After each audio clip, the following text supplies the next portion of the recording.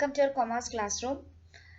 നമ്മൾ ഇന്ന് പഠിക്കാനായിട്ട് പോകുന്നത് പ്രധാനമായിട്ടും മണി മാർക്കറ്റിൽ ട്രേഡ് നടത്തുന്ന ഇൻസ്ട്രുമെന്റുകൾ ഏതൊക്കെയാണെന്നാണ്. മണി മാർക്കറ്റിൽ ട്രേഡ് നടത്തുന്ന പ്രധാനപ്പെട്ട ഇൻസ്ട്രുമെന്റുകൾ അതിൽ ഏറ്റവും ഇമ്പോർട്ടൻ്റ് ആയിട്ടുള്ളതാണ് കൊമേഴ്ഷ്യൽ പേപ്പറും സർട്ടിഫിക്കറ്റ് ഓഫ് ഡെപ്പോസിറ്റും. കൊമേഴ്ഷ്യൽ പേപ്പർ ആൻഡ് അതിനു മുമ്പായിട്ട് എന്തായിരുന്നു മണി മാർക്കറ്റിന്റെ ഫീച്ചേഴ്സ് എന്ന് എല്ലാവരും ഒന്ന് ഓർത്ത് നോക്കുക. നമ്മൾ കഴിഞ്ഞ വീഡിയോയിൽ പഠിച്ചിട്ടുണ്ടായിരുന്നു മണി മാർക്കറ്റ് ഇൻസ്ട്രുമെന്റ് എന്താണെന്നും അല്ലെ മണി മാർക്കറ്റിന്റെ പ്രത്യേകതകൾ എന്തൊക്കെയാണ്, അതിന്റെ ഫീച്ചേഴ്സ് എന്തൊക്കെയാണ്, അവിടെ എന്തൊക്കെ തരത്തിലുള്ള സെക്യൂരിറ്റീസ് ആണ് കൊടുക്കുന്നത്, അതിന്റെ പ്രധാനപ്പെട്ട പ്രത്യേകതകൾ എന്തൊക്കെയാണെന്നെല്ലാം പഠിച്ചിട്ടുണ്ടായിരുന്നു. അപ്പൊ ഒന്ന് നോക്കുക എന്തൊക്കെയായിരുന്നു നമ്മൾ ഓർത്ത് വെച്ച അല്ലെ പഠിച്ചു വെച്ച മണി മാർക്കറ്റ് ഇൻസ്ട്രുമെന്റ് ഫീച്ചേഴ്സ് എന്ന് ജസ്റ്റ് എല്ലാവരും ഒന്ന് ഓർത്ത് നോക്കുക.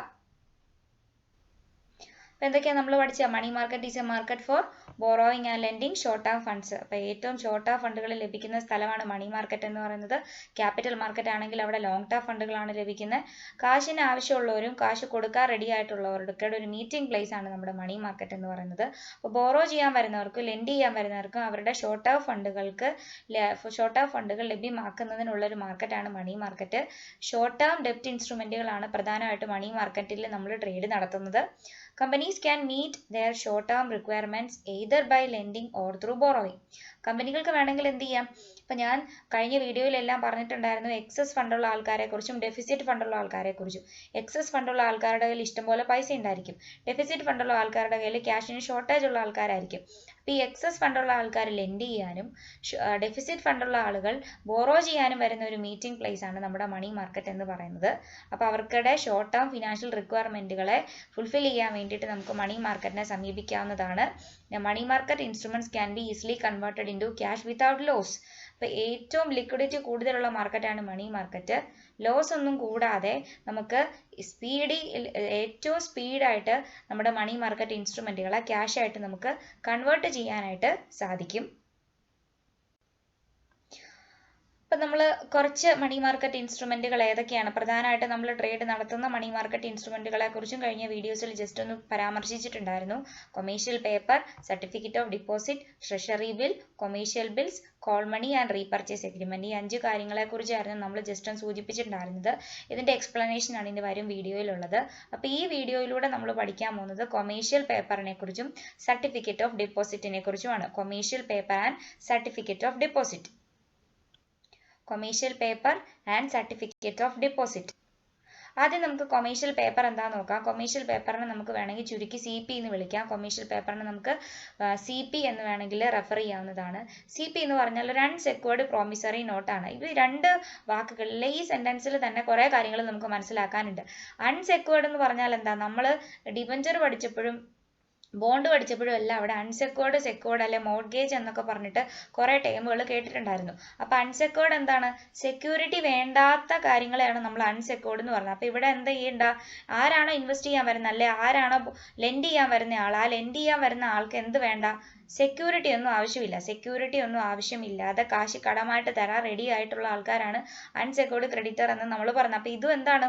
ഒരു അൺസെക്യൂർഡ് ഇൻസ്ട്രുമെന്റ് ആണ്. അൺസെക്യൂർഡ്. അപ്പോൾ ഇവിടെ എന്തിന്റെ ആവശ്യമില്ല? പൈസയ്ക്ക് ആവശ്യമല്ല. കാശ് കടം വാങ്ങിക്കാൻ ആവശ്യം വരുന്ന ആൾക്കാരോട് അത് കൊടുക്കാൻ റെഡിയുള്ള ആൾക്കാർ സെക്യൂരിറ്റി ഒന്നും ആവശ്യപ്പെടുന്നില്ല. മാത്രമല്ല ഇതൊരു അൺസെക്യൂർഡ് പ്രോമിസറി നോട്ടാണ്. പ്രോമിസറി നോട്ട് നമ്മൾ bill of exchange, promissory note രണ്ട് ടേമുകൾ പഠിക്കുന്നതാണ്. അപ്പോൾ പ്രോമിസറി നോട്ട് എന്ന് പറഞ്ഞാൽ എന്താ? ജസ്റ്റ് ഒന്ന് നോക്കിക്കേ.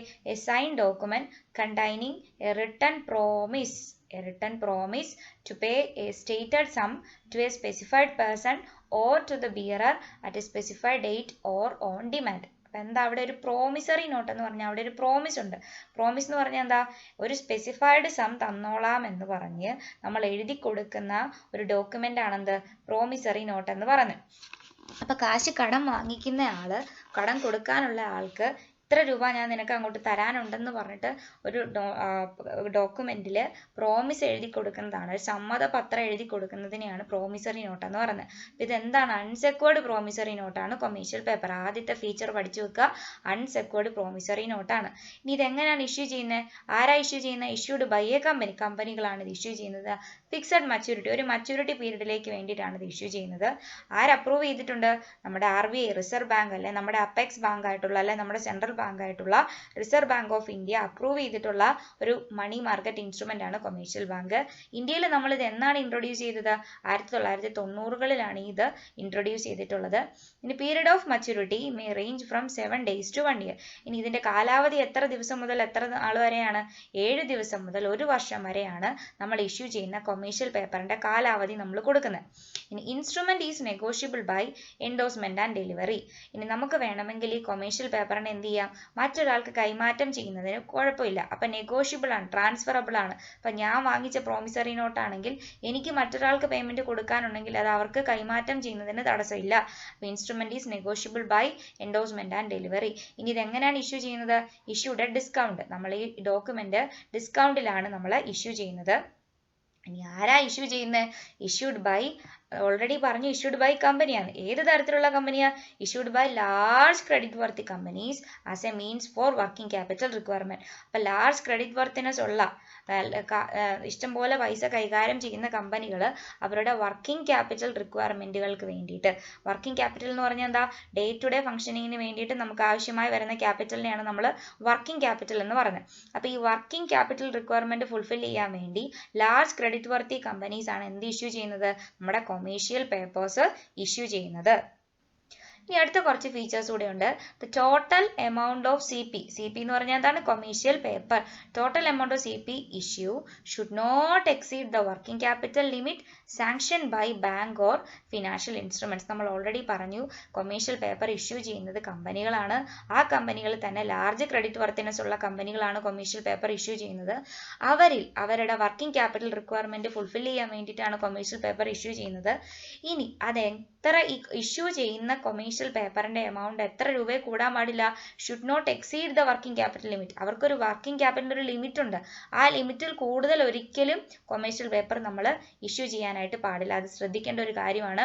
നമ്മുടെ വർക്കിംഗ് ക്യാപിറ്റൽ റിക്വയർമെന്റ് ഫുൾഫിൽ ചെയ്യാൻ വേണ്ടിയിട്ടാണ് നമ്മൾ കൊമേഴ്ഷ്യൽ പേപ്പർ ഇഷ്യൂ ചെയ്യുന്നത്.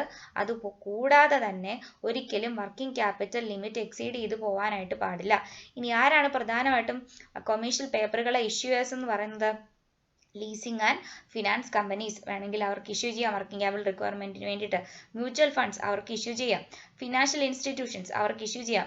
ഷെഡ്യൂൾ കൊമേഴ്ഷ്യൽ ബാങ്ക്സ് ഇവർക്കെല്ലാം എന്ത് ചെയ്യാം? കൊമേഴ്ഷ്യൽ പേപ്പർ എന്ന് പറയുന്ന ഈ money market instrument working capital റിക്വയർമെന്റിന് വേണ്ടിയിട്ടോ അല്ലെ ഫിനാൻഷ്യൽ റിക്വയർമെന്റിന് വേണ്ടിയിട്ടെല്ലാം അവർക്ക് ഇഷ്യൂ ചെയ്യാം. ഇനി ആർക്കാണ് ഇഷ്യൂ ചെയ്യുന്നത്? Issue to CP can be issue to individuals, banks, corporate and non corporates. അപ്പോൾ ഈ leasing and finance company, mutual fund, financial institution, scheduled commercial bank ഇവർക്കെല്ലാം ഫണ്ടിന്റെ ഡെഫിസിറ്റ് ഉണ്ട്. ഇവരിത് ഇഷ്യൂ ചെയ്യും. ആർക്ക് ഇഷ്യൂ ചെയ്യും? Individuals, banks, corporate and non corporate. അപ്പൊ ഇവരുടെ കയ്യിലൊക്കെ ഫണ്ടിന്റെ എക്സസ് ഫണ്ട് ആയിരിക്കും ഇരിക്കുന്നത്. അപ്പൊ ഇവർക്ക് എന്ത് ചെയ്യാം? ഇൻഡിവിജ്വൽസിനും ബാങ്ക്സിനും കോർപ്പറേറ്റ്സിനും ഒക്കെ ഈ certificate of promissory commercial paper വാങ്ങിക്കുന്നത് വഴി ഈ പറയുന്ന ആളുകൾക്കെല്ലാം കാശ് കടം കൊടുക്കുന്നതിന് കുഴപ്പമില്ല. ഇനി ഇതിന്റെ കുറച്ച് പ്രത്യേകതകൾ എന്താണെന്ന് വെച്ചാൽ there is not much documentation between the issuer and investor. ഇവിടെ നമുക്ക് ഇഷ്യൂ ചെയ്യുന്ന ആൾ, ഇൻവെസ്റ്റ് ചെയ്യുന്ന ആൾ, ഇഷ്യൂ ചെയ്യുന്ന ആളായിരിക്കും ആവശ്യക്കാരൻ. ഇൻവെസ്റ്റർ ആയിരിക്കും കാശ് ഇൻവെസ്റ്റ് ചെയ്യാൻ വരുന്ന, അല്ല എക്സസ് ഫണ്ട് ഉള്ള ആൾ ഇൻവെസ്റ്റർ ആയിരിക്കും, ഡെഫിസിറ്റ് ഫണ്ട് ഉള്ള ആളായിരിക്കും ഇവിടെ ഇഷ്യൂർ എന്ന് പറയുന്നത്. ഇനി ഇഷ്യൂറും ഇൻവെസ്റ്ററും നമ്മൾ ഒത്തിരി ഡോക്യുമെന്റേഷൻ ഫോർമാലിറ്റീസോ കാര്യങ്ങളൊന്നും ഇതിനകത്ത് വരുന്നില്ല. there is not much documentation. ഒരിക്കലും ഒത്തിരി ഡോക്യുമെന്റേഷനോ പേപ്പർ വർക്കോ ഒന്നും ഈ പൈസ കടമെടുക്കുന്നതിന് വരുന്നില്ല. It is a flexible instrument. ഇത് എന്താണ്? ഒരു ഫ്ലെക്സിബിൾ ഇൻസ്ട്രുമെന്റ് ആണ്. The maturity date can be tailored as to the cash flow of the company. ഇനി ഒരു ഫിക്സഡ് മച്യൂരിറ്റി ഉണ്ടെന്ന് പറഞ്ഞാൽ പോലും നമുക്ക് ഫ്ലെക്സിബിലിറ്റി ഇതിനകത്ത് അപ്ലൈ ചെയ്യാവുന്നതാണ്. നമുക്ക് ആവശ്യമുള്ള സമയത്ത് അല്ലെങ്കിൽ റിക്വയർമെന്റ് പെട്ടെന്ന് നമുക്ക് ഫുൾഫിൽ ചെയ്ത് കഴിഞ്ഞാൽ നമുക്ക് മച്യൂരിറ്റി ഡേറ്റ് ടൈലർ ചെയ്യാം. ടൈലർ ചെയ്യാന്ന് പറഞ്ഞാൽ എന്താ? നമുക്ക് ആവശ്യമായിട്ടുള്ള അഡ്ജസ്റ്റ്മെന്റുകൾ ഈ കൊമേഴ്ഷ്യൽ പേപ്പറിൽ വരുത്തുന്നതിന് കുഴപ്പമില്ല. ഇനി അടുത്തായിട്ട് ensure high return to investor.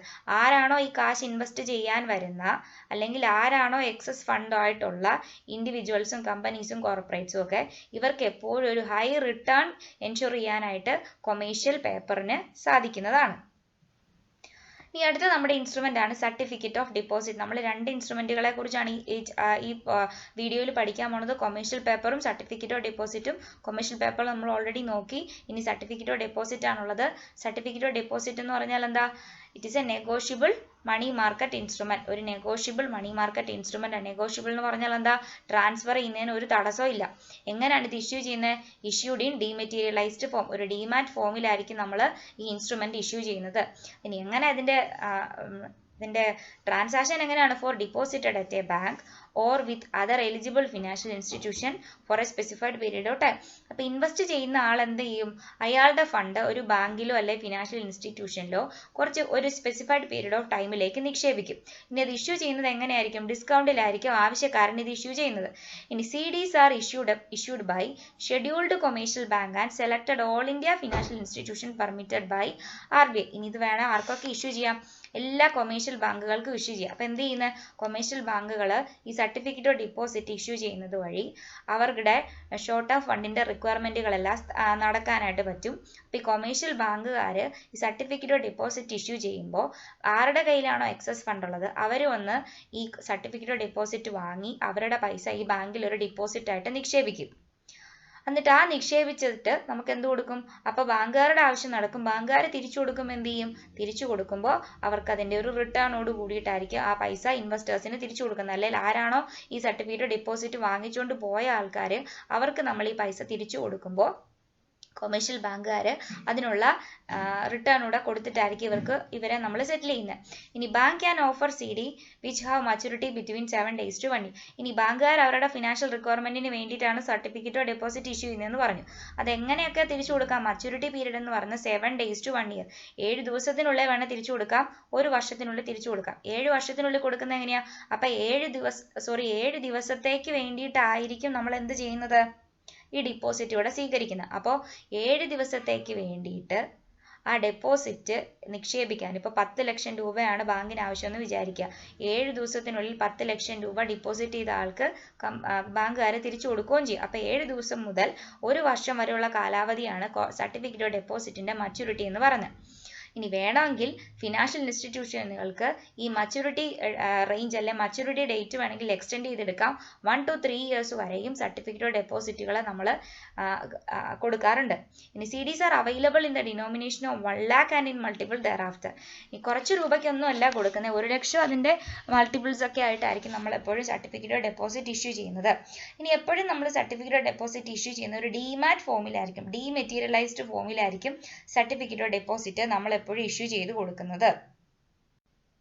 ഇനി ബാക്കിയുള്ള പ്രത്യേകതകൾ, it is a document of title to time deposit. Time deposit എന്ന് പറഞ്ഞാൽ എന്താ? നമ്മൾ ഫിക്സഡ് ഡെപ്പോസിറ്റുകളെ തന്നെയാണ് ടൈം ഡെപ്പോസിറ്റ് എന്ന് വിളിക്കുന്നത്. അപ്പോൾ ആ ടൈം പീരീഡ് കഴിയുമ്പോൾ നിക്ഷേപിച്ച തുക നിക്ഷേപിച്ച വ്യക്തിക്ക് ബാങ്കുകാർ തിരിച്ചു കൊടുക്കുവാണ് ടൈം ഡെപ്പോസിറ്റ് ചെയ്യുന്നത്. അപ്പോൾ ഇതും എന്ത് തന്നെയാണ്? ഒരു ടൈം ഡെപ്പോസിറ്റ് പോലെ തന്നെയാണ്. അപ്പോൾ 7 ദിവസത്തേനുള്ള ടൈം ഡെപ്പോസിറ്റ് ആണെങ്കിൽ എന്ത് ചെയ്യും? 7 ദിവസത്തേക്ക് വേണ്ടിയിട്ടായിരിക്കും ആ ഡിപ്പോസിറ്റർ ആ പൈസ ബാങ്കിൽ കൊണ്ട് നിക്ഷേപിക്കുന്നത്. 7 ദിവസം കഴിയുമ്പോൾ ബാങ്കുകാർ ആ പൈസ അങ്ങോട്ട് തിരിച്ചു കൊടുക്കുകയും ചെയ്യും. അപ്പോൾ ഒരു ടൈം ഡെപ്പോസിറ്റ് എന്ന് പറഞ്ഞാൽ ടൈം ഡെപ്പോസിറ്റ് പോലെ തന്നെയാണ് സർട്ടിഫിക്കറ്റ് ഓഫ് ഡെപ്പോസിറ്റ് വരുന്നത്. അൺലൈക്ക് ട്രഡീഷണൽ ടൈം ഡെപ്പോസിറ്റ്, അപ്പോൾ നമ്മൾ സാധാരണ ബാങ്കുകാർ കൊടുക്കുന്ന ഫിക്സഡ് ഡിപ്പോസിറ്റിനേക്കാൾ ഉപരിയായിട്ട് നമ്മുടെ സർട്ടിഫിക്കറ്റ് ഓഫ് ഡിപ്പോസിറ്റിനുള്ള പ്രത്യേകത എന്താ? Are freely negotiable instrument and often refer to as negotiable certificate of deposit. അപ്പോൾ ഇവിടെ ട്രഡീഷണലി നമ്മൾ നോക്കുകയാണെങ്കിൽ ഫിക്സഡ് ഡെപ്പോസിറ്റ് നമ്മൾ കൊടുത്താൽ, ഇപ്പോൾ ആരുടെ പേരിലാണോ ഫിക്സഡ് ഡെപ്പോസിറ്റ് നമ്മൾ നിക്ഷേപിക്കുന്നത് അവർക്ക് മാത്രമേ അത് വിഡ്രോ ചെയ്യാനും പിന്നെ അതിൻ്റെ ട്രാൻസാക്ഷൻസ് നടത്താനും പറ്റത്തുള്ളൂ. ഇനി ഡിപ്പോസിറ്റ് ചെയ്ത വ്യക്തിയുടെ അഭാവത്തിൽ അവരുടെ നോമിനിക്ക് വേണമെങ്കിൽ ആ പൈസ സ്വീകരിക്കാനുള്ള പ്രൊവിഷനൊക്കെ ഉണ്ട്. പക്ഷേ സർട്ടിഫിക്കറ്റ് ഓഫ് ഡെപ്പോസിറ്റ് എന്ന് പറഞ്ഞാൽ അതൊരു ടൈം ഡെപ്പോസിറ്റ് ബേസിസിൽ തന്നെയാണ് കൊടുക്കുന്നത്. അത് ഫ്രീലി നെഗോഷ്യബിൾ ആണ്. എന്ന് വെച്ചാൽ എന്താ? ഞാനാണ് ഇൻവെസ്റ്റ് ചെയ്തിരിക്കുന്നതെങ്കിൽ എൻ്റെ പൈസ അല്ലെങ്കിൽ എൻ്റെ പേരിൽ നമ്മൾ എടുത്ത സർട്ടിഫിക്കറ്റ് മറ്റൊരാൾക്ക് എനിക്ക് ട്രാൻസ്ഫർ ചെയ്യുന്നതിന് കുഴപ്പമില്ല. അപ്പോൾ ട്രാൻസ്ഫർ ചെയ്ത് കഴിയുമ്പോൾ ഞാൻ ആർക്കാണോ ട്രാൻസ്ഫർ ചെയ്തത് ആ വ്യക്തിക്ക് ബാങ്കിൽ ചെന്ന് കഴിഞ്ഞാൽ ആ പൈസ, ഞാൻ നിക്ഷേപിച്ച പൈസ തിരിച്ചു മേടിക്കാനായിട്ട് പറ്റും. അപ്പോൾ ഫ്രീലി നെഗോഷ്യബിൾ ഇൻസ്ട്രുമെന്റ് ആണ്. അതുകൊണ്ട് തന്നെ നമ്മൾ ഇതിനൊരു പേരൂടെ ഇട്ട് വിളിക്കും, നെഗോഷ്യബിൾ സർട്ടിഫിക്കറ്റ് ഓഫ് ഡെപ്പോസിറ്റ്. അപ്പോൾ മറ്റൊരാൾക്ക് ട്രാൻസ്ഫർ ചെയ്യാൻ സാധിക്കുന്നത് കൊണ്ട് ഇതിനെ നെഗോഷ്യബിൾ സർട്ടിഫിക്കറ്റ് ഓഫ് ഡെപ്പോസിറ്റ് എന്നും കൂടെ നമുക്ക് വിളിക്കാനായിട്ട് സാധിക്കും. ഇന്ത്യയിൽ നമ്മളിത് ഇൻട്രൊഡ്യൂസ് ചെയ്തത് എന്നാണ്? 1989-ലാണ്, 1989-ലാണ് നമ്മൾ സർട്ടിഫിക്കറ്റ് ഓഫ് ഡെപ്പോസിറ്റ് എന്ന് പറഞ്ഞിട്ടുള്ള ഈ മണി മാർക്കറ്റ് ഇൻസ്ട്രുമെന്റ് ഇന്ത്യയിൽ വ്യാപകമായിട്ട് ഉപയോഗിച്ച് തുടങ്ങിയത്. ഇനി CDs pays the depositor a specified amount of interest. അപ്പോൾ മക്കളെ ഒന്ന് ശ്രദ്ധിക്കുക, നമ്മൾ സാധാരണ ഫിക്സഡ് ഡെപ്പോസിറ്റുകളോ ടൈം ഡെപ്പോസിറ്റുകളോ സേവിങ് അക്കൗണ്ടോ അല്ലെ കറണ്ട് അക്കൗണ്ടോ ഒക്കെ തുടങ്ങുമ്പോൾ അവിടെ നമുക്ക് എന്തുണ്ട്? ഇൻട്രസ്റ്റ് ഉണ്ട്. ഇവിടെ അതുപോലെ എന്തുണ്ട്, സർട്ടിഫിക്കറ്റ് ഓഫ് ഡെപ്പോസിറ്റിനും നിക്ഷേപിക്കുന്ന വ്യക്തിക്ക് അല്ലെ ഇൻവെസ്റ്ററിന് ഇഷ്യൂർ കൊടുക്കുന്നത് എന്തായിരിക്കും, ഒരു സ്പെസിഫൈഡ് എമൗണ്ട് ഓഫ് ഇൻട്രസ്റ്റ് ആയിരിക്കും കൊടുക്കുന്നത്. ആ ഇൻട്രസ്റ്റ് എത്ര കാലത്തേക്കായിരിക്കും കൊടുക്കുന്നത്, specified amount of interest during the time of certificate.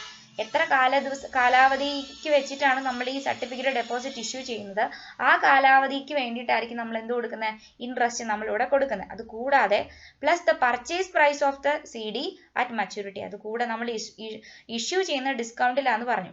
അപ്പൊ ഈ മച്യൂരിറ്റി പീരീഡ് കഴിയുമ്പോൾ പൈസ തിരിച്ചു കൊടുക്കണമല്ലോ. പൈസ തിരിച്ചു കൊടുക്കുമ്പോൾ ഇൻട്രസ്റ്റ് കൂടാതെ പർച്ചേസ് പ്രൈസ് എത്രയാണോ അല്ലെ ഫേസ് വാല്യൂ എത്രയാണോ ആ ഫേസ് വാല്യൂവിന്റെ എമൗണ്ടും കൂടെ നമ്മൾ ഈ സർട്ടിഫിക്കറ്റ് ഡെപ്പോസിറ്റിന്റെ കൂടെ ആഡ് ചെയ്ത് കൊടുക്കുന്നുണ്ട്. ഇത് കൂടാതെ today negotiable CDs are sold in large denomination and can be റീസോൾഡ് in the secondary market. അപ്പം ഇങ്ങനത്തെ നെഗോഷ്യബിൾ ആയിട്ടുള്ള സർട്ടിഫിക്കറ്റ് ഡെപ്പോസിറ്റുകൾ നമ്മുടെ മാർക്കറ്റുകളിൽ ലാർജ് ഡിനോമിനേഷനിലൂടെ നമ്മൾ കൊടുക്കുക. 1 ലക്ഷം അല്ല, അതിന്റെ മൾട്ടിപ്പിൾസ്, അതിന്റെ ഇരട്ടി പൈസയായിട്ടൊക്കെ നമ്മൾ സർട്ടിഫിക്കറ്റ് ഡെപ്പോസിറ്റുകൾ ഇഷ്യൂ ചെയ്യുന്നുണ്ട്.